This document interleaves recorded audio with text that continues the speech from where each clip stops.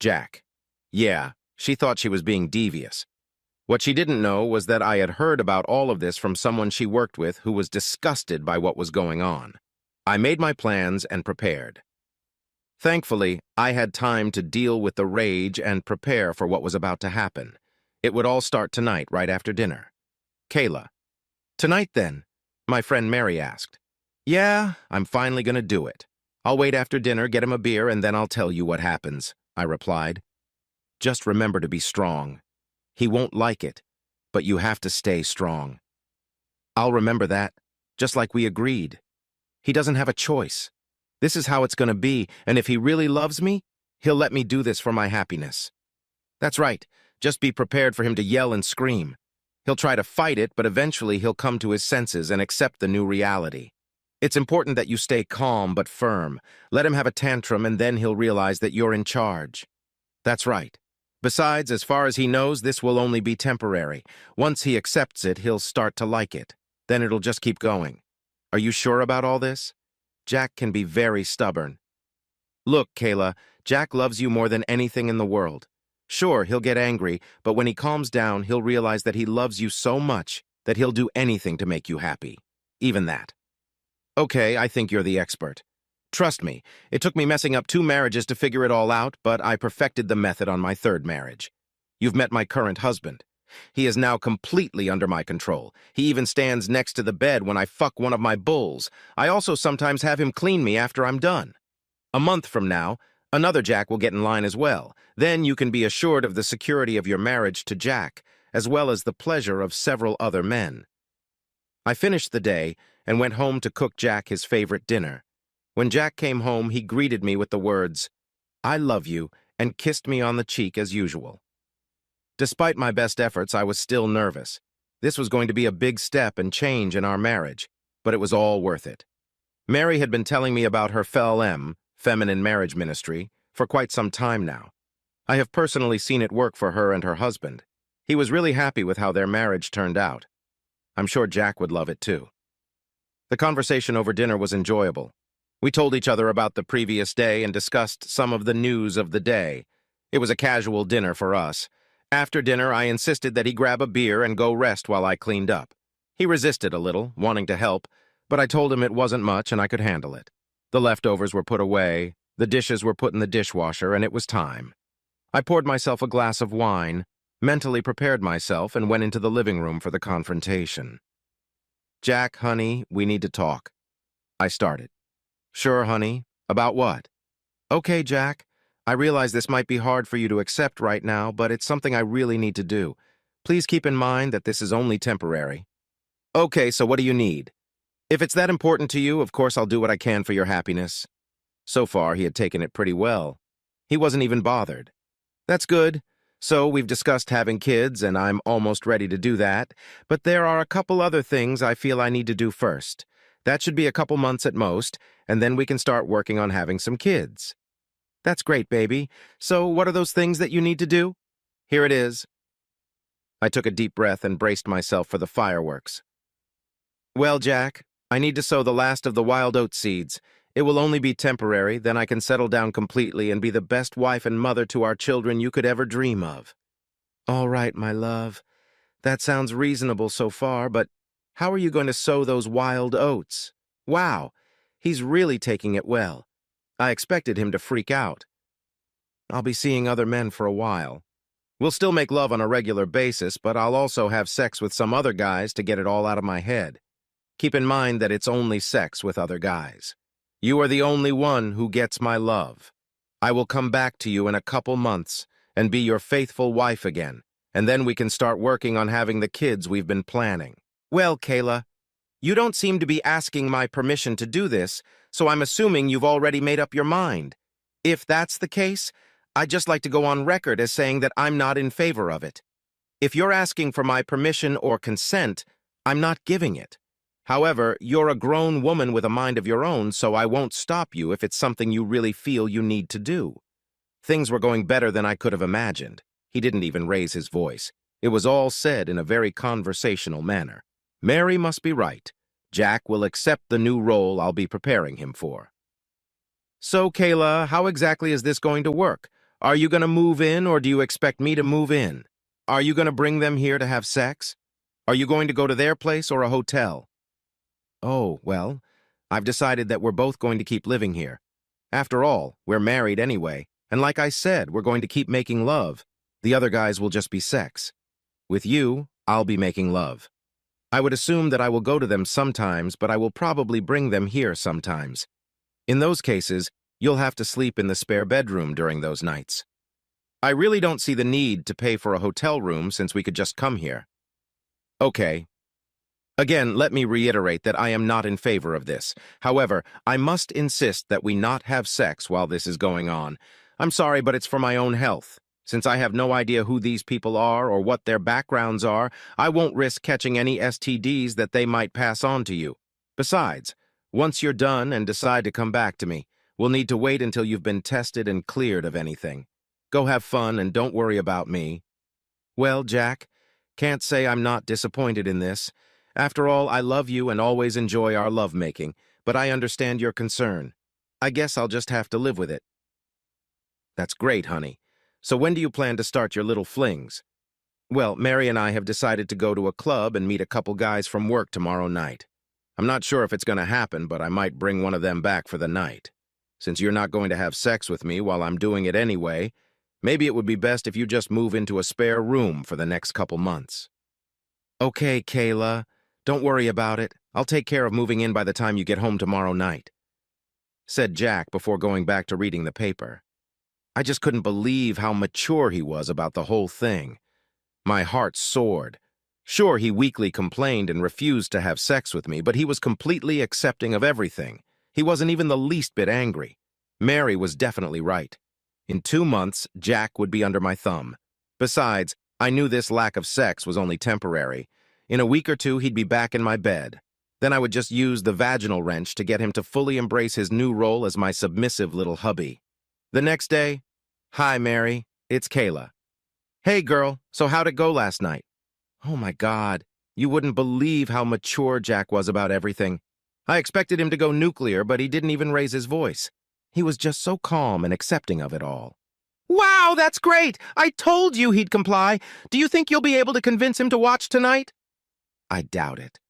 In fact, I don't think I'll even suggest it. He said he'd refuse to have sex with me while I'm fucking someone else. I'm sure that won't last long. After a week or two of using his hands, knowing he has a beautiful woman by his side and he'll be right back.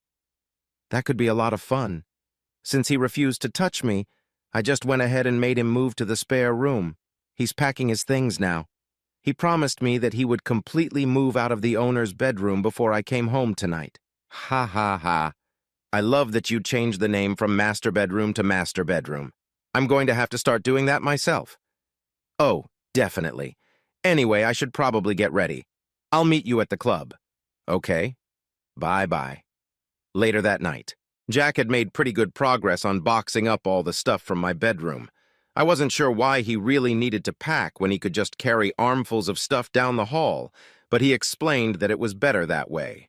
It would be less walking, and he could go through everything and leave the things he really didn't need in boxes to get rid of. I guess that made some sense, but I was too busy getting ready to pay attention. He did say how sexy I looked in my thong, garter belt, stockings, and 5-inch loafers. He said nothing when I wore the little red cocktail dress I got for our 5th anniversary last year. That was actually the only time I wore it, but I looked damn good in it. Okay, Jack. I'm going out. I'll probably be back around 1 a.m., so you don't have to wait for me. Besides, I probably won't be alone, I told him, picking up my clutch and getting ready to walk out the door. Don't worry, sweetie. I'll have moved out by then, he promised, closing the last box. Something kept bugging me as I walked out of the house. I couldn't figure out what it could be, but it bothered me a little. I decided it didn't matter, so I put it out of my mind and started thinking about the fun and excitement I would have tonight. I met Mary, Larry, and Josh at the club. Larry and Josh were the account managers.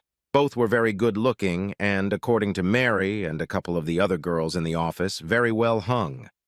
While Jack is a little larger than average, I couldn't wait to get a really big cock inside me.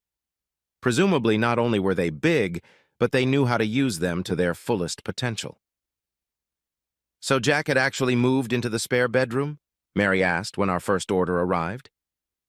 Yes. He'd just finished packing when I left. He promised that by the time I got back, he'd be completely moved out. I answered. Did he just say that? Josh asked. Yes. When I told him what time I should be home, he said, and I quote, I'll have moved out by then. All four of us laughed. Shit. I was hoping we'd just get that little cuck to move over so we could do it on the bed right next to him, Larry laughed. Maybe after I work on him for a week or two, I chuckled. But first of all, why haven't either of you asked me to dance yet? For several hours we danced and drank. I danced with both guys several times. We pressed tightly against each other during the slow songs, and I could feel their erections pressing against me. Of course, their hands were on my ass most of the night. Mary and I went to the ladies' room to discuss the end of the night. 3 rounds of rock, paper, scissors had me driving Josh home and Mary Larry. The house was dark when I led Josh through the front door. Jack must be in bed by now. Everything's okay. Anyway, we didn't need him watching. I led Josh down the hall to my room. Of course, all of Jack's stuff was gone. Maybe I should reward him by offering him a hand job. There would be something to think about later. Right now, I had other things that required my attention. It didn't take us long to get undressed, but Josh wanted me to leave the garter belt and stockings on. I'd lost my thong a couple hours ago. I still wasn't sure if it was Larry's or Josh's. It didn't matter. I was making enough money so I could always buy others. The next 2 hours were sheer bliss. We started with the missionary, then turned to the doggy. To keep him from getting exhausted too quickly, we finished that round with the cowgirl. We rested for a few minutes. I liked it when he spanked my ass while I rode him. Who knows? Maybe I'll let Jack do it on his birthday or our anniversary. But there wouldn't be another time. I'd save it for my other lovers.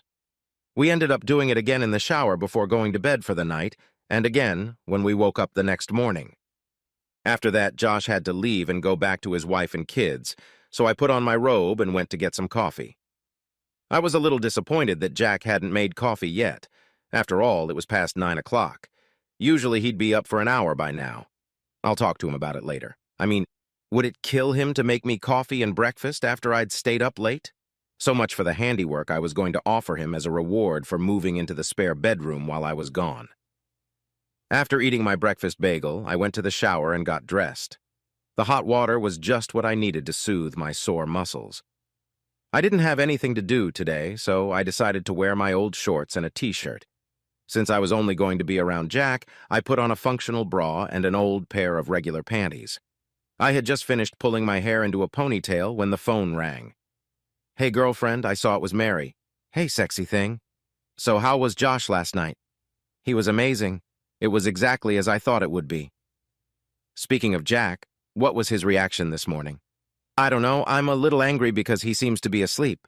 I was disappointed that he didn't make me breakfast and coffee this morning. I was thinking of offering him a part-time job for being moved to the spare room, but now I don't think so. Yes, make sure he knows how disappointed you are and what you expect from this moment.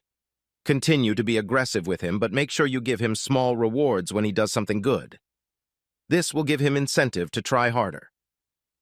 I'm actually starting to get angry that he still hasn't gotten up. Wait a minute while I get his lazy ass out of bed.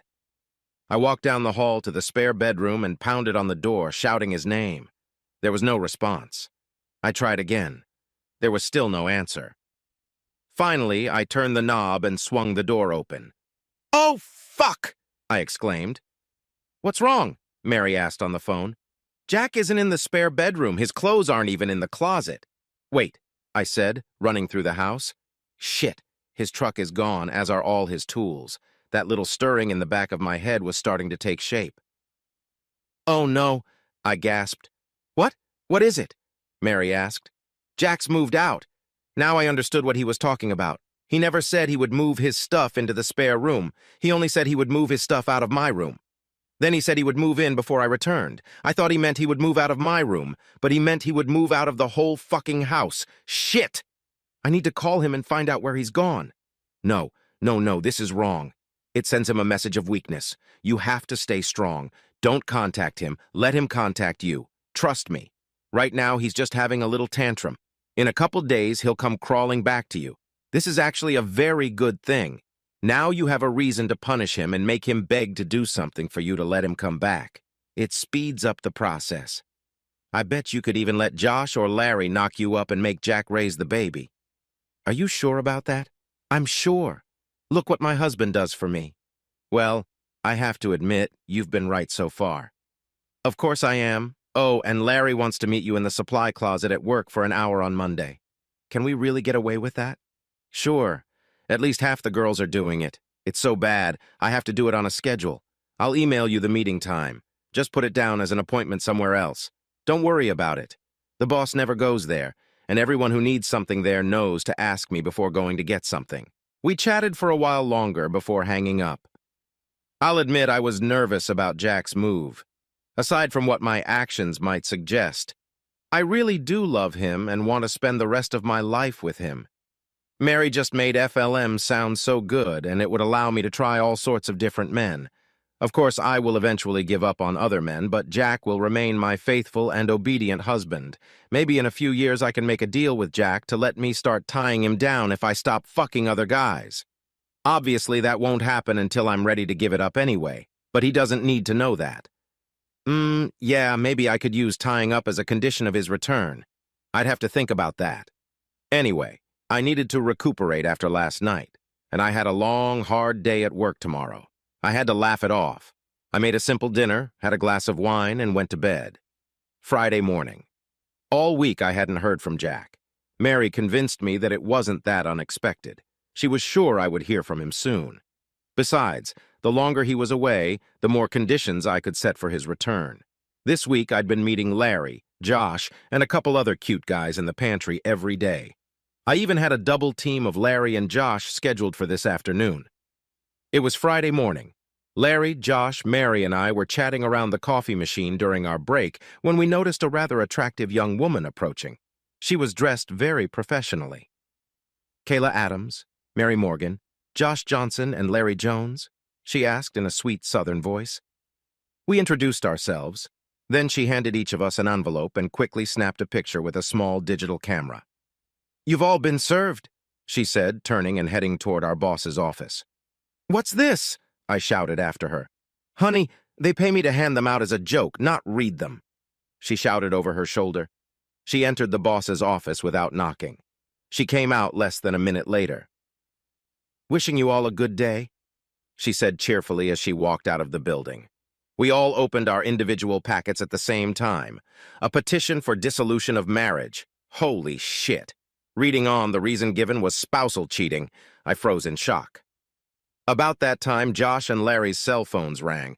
Oh shit, they shouted. It would be too confusing to try to record two simultaneous conversations here. Instead, I'll summarize. It was their wives. A few minutes ago, they had received all the proof of their deeds. All their belongings were about to be thrown out the door, and from now on, they would have to take turns sleeping. They should also have expected to be served with divorce papers at the earliest opportunity. What the fuck? Roared our boss from the depths of the office. Suddenly he appeared in the doorway. Noticing the four of us, he yelled so loudly that the whole office, and it was not a small office, could hear him. Adams, Morgan, Johnson, Jones, get your asses in here now. I had a very bad feeling about this. With our heads down, we walked past him into his office. He slammed the door behind us. The bad doesn't even begin to cover it. Any of you idiots want to explain this to me? He asked, waving a manila paper envelope in front of us. None of us dared to speak. Then let me enlighten you, idiots. Apparently, the company is being sued for not following the moral code we have in our employee handbook. Any idea why anyone would want to do that? Once again, we couldn't bring ourselves to speak. Then I'll explain it to you. We are being sued because apparently Mrs. Adams can't seem to keep her legs closed, Mr. Jones, and Mr. Johnson can't seem to keep their Johnsons in their pants, and Mrs. Jones Morgan has decided to turn our storage room into a company brothel. Now, would any of you dumbasses be so kind as to assure me that any of these statements are invalid? Can any of you brainless idiots confirm to me that at least none of this shit happened during business hours and on company property? Anyone? No? Are you guys serious? What the hell were you fucking idiots thinking? And you assholes want to know what a real nightmare this is. This fucking court order won't even let me fire you until the case is settled. Now get the hell out of my office until I figure out what the hell to do with you four assholes. With our heads down, we walked out of his office and headed for our room. I hardly had a real job after that. At least I still had a job. I decided to go through the divorce petition and see how bad it would be. It was bad. It had pictures, videos, audio, and even some notarized letters. An hour later came a company-wide email from the boss. To all employees, it has come to management's attention that employees have repeatedly planned and executed actions in direct contravention of the moral code of conduct detailed in the employee handbook, in responsibility to worker time and company property. As this has unfortunately been done by real employees, with the likelihood that this problem is more widespread than what is currently documented, drastic action will be taken. Unfortunately, management cannot be certain who and how many employees are responsible for these actions, so the following actions are being taken. All employees are required to familiarize themselves with the Code of Morals in the Employee Handbook. This weekend, he will be working on an online class for this, where every employee will have to successfully complete the class. All employees must complete this by next Friday. Security will be doing spot checks of all secluded areas throughout the day. This will happen several times a day until permanent security cameras are installed to monitor these locations. From that point on, the storage room will be locked. The key will be in the possession of the security supervisor. Any supplies needed must be brought in by security escort. He will closely monitor computer use to ensure that no personal use is being made of company assets. Prohibited activities include, but are not limited to, scheduling non-work-related meetings with co-workers or others during work or non-work hours. Using personal email accounts on company computers. Browsing non-work-related websites. Text messaging that is not work-related. Socializing with coworkers should be strictly limited to the break room during scheduled breaks and lunch periods. Security personnel will roam the building to monitor this. In accordance with company policy, the names of those responsible for these actions will not be disclosed. I'm sure it won't be necessary anyway. 2 minutes later, my email exploded with hate mail from coworkers. I met the other three after work at a bar across the street. We sat down at a small table in the corner. There were a few other coworkers at Friday happy hour. Yes, their looks at us were not pleasant. At least we still have work to do, at least for a while. That was very nice of him. Why do you think Jack included that in the court order? I asked. Oh, please, Josh replied. It's pretty damn obvious. He wasn't trying not to hurt you too much. He did it to hurt you even more. What do you mean by that? Alimony. Now, it may not matter now because he's using adultery as a reason, but it's just insurance against it. If you have a good job and a decent income, there's no way in hell a judge is going to award you alimony. However, if you get laid off and can't find another job, a sympathetic judge may be convinced that you'll need financial assistance until you get back on your feet. So, you stay at your job until your divorce is final. Yay for you. Once the divorce becomes final, all four of you suddenly bounce on your butts in the parking lot after the layoff. What happens then? No alimony and suddenly no job. Shit. Then I'll just resign on Monday. Oh my God, you really are a natural blonde, aren't you? Larry asked. What do you mean by that? A resignation is when you leave a job of your own free will. If you even try to ask for alimony after you voluntarily quit your job, the judge will have to ask why you left your well-paying job right after you filed the divorce papers. Good luck convincing the judge that this was not done to get your ex to give you support. All the judge will see when he looks at you is a gold-digging whore. No, your best bet is to hang on to your job as long as you can and save every penny you can. Josh and I are going to be even worse off. You can bet that our wives will get alimony as well as child support since we both have children.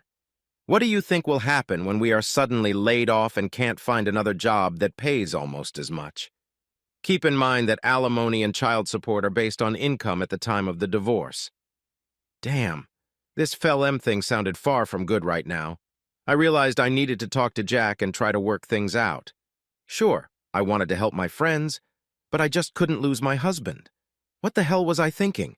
Screw my friends, if I need to throw them under the bus to save my marriage, let the tossing begin. I quickly pulled out my cell phone. I'm sorry, but the number you dialed does not accept calls from this number. Fuck!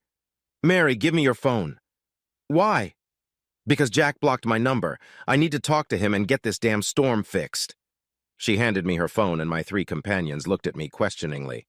I'm sorry, but the number you have dialed does not accept calls from this number. Shit, he's blocked yours too. Try Larry or Josh. Uh-huh. Not a good idea. I'm trying to fix it. What do you think he'll do if he finds out the first call I make to him is from one of my lover's phones? Yeah, I know. You already think I'm stupid. At this point, I can't even refute it. I was in a panic. How am I supposed to find my husband who really doesn't want to be found on a Friday night? Sleeping over at his work is useless as it's also closed and he doesn't work on weekends. Since my cell phone, like Mary's, is blocked, I'm pretty sure he's also blocked our home phone and my work phone. I decided that talking on the phone wasn't going to work anyway. I needed to do it face to face. I needed to find out where he was and ambush him. To hell with the whole women's marriage crap. Right now, I'd gladly submit to him completely to get my husband back. God, things have changed. Just this morning, I was thinking about how I'd make him beg and grovel to come home. Any guesses on who would be begging and groveling now? I picked up my phone and started going through my contacts. Sure enough, at least one of his friends knows where I can find him. Spoiler, none of our mutual friends knew anything. Well, that wasn't exactly true. None of the previous mutual friends who remained friends with me knew anything. The numerous mutual friends who now hated me knew enough. Unfortunately, while they had no reservations about letting me know that they knew exactly where I could find him, they also defiantly refused to reveal that information to me. I was met with laughter when I asked if they would be so kind as to give him a message from me. I had just dejectedly finished my last call and fourth drink. That's when Josh showed his intelligence.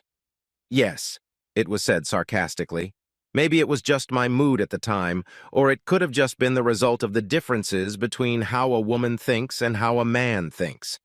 Perhaps some of you will actually think that what Josh suggested was really brilliant. Me? I don't think so. Well, Josh began, since our lives are all fucked up anyway, why don't we go to Kayla's and spend the whole night as a foursome? We've already fucked, so we can take advantage of that and have sex all night long. He thought that was sound logic. Maybe to him, but I'd just gotten a big dose of common sense. Of course, if there's nothing left to lose, there might be something to think about. Personally, I think Jack and I still have a tiny chance. That tiny chance would evaporate faster than a drop of water on the surface of the sun if I took everyone into the house and had a late-night orgy with them. I politely declined and offered to let Mary take them home. I had a husband I was trying to get back. I tried everything I could think of to find Jack on the weekends. I drove around motel parking lots for hours looking for his truck.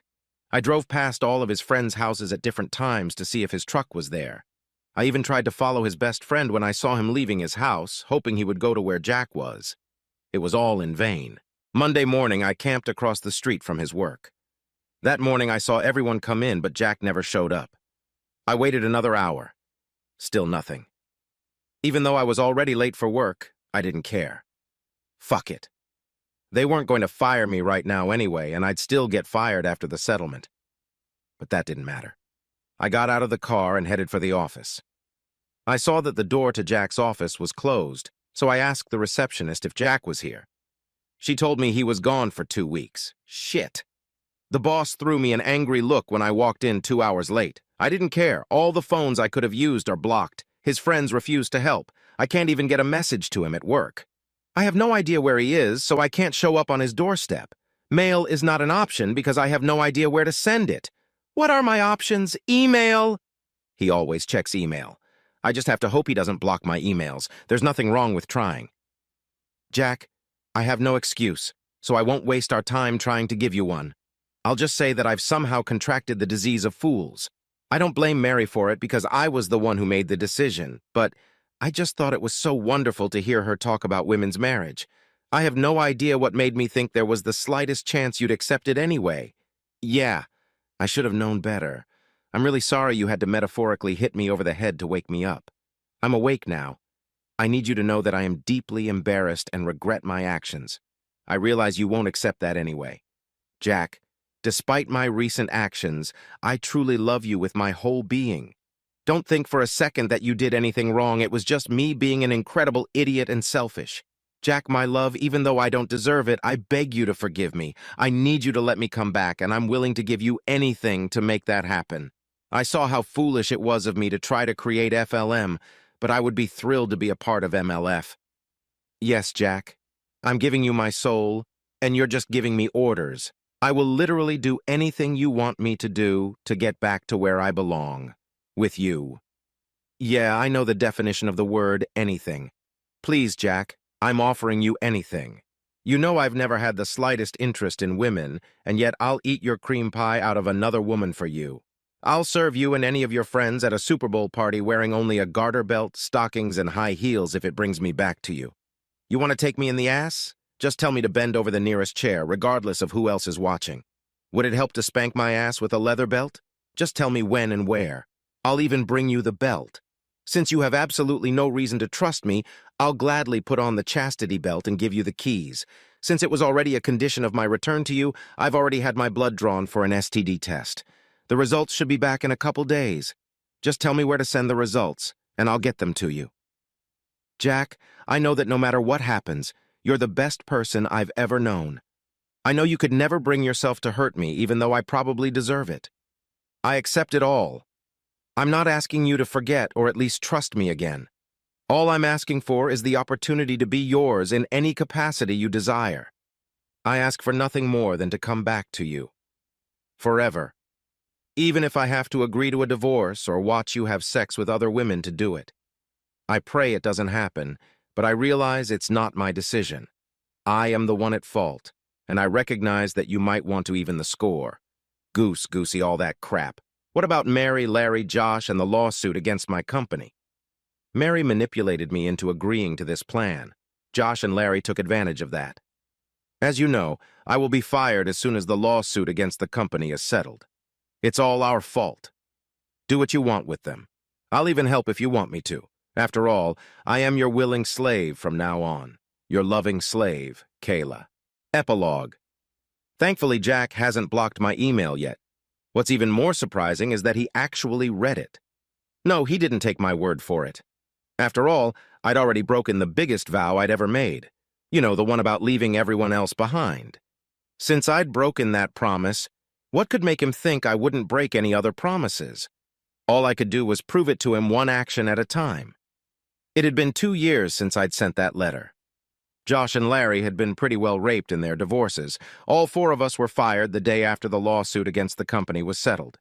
Josh and Larry eventually managed to find another job with much lower pay. They had to move into a small 1-bedroom apartment in one of the worst neighborhoods in the city. Since no decent woman wants anything to do with a guy who can barely afford to pay rent, their social lives became largely non-existent. Their ex-wives used this opportunity to turn the kids against them. I realize that both women are in much better relationships now. Me?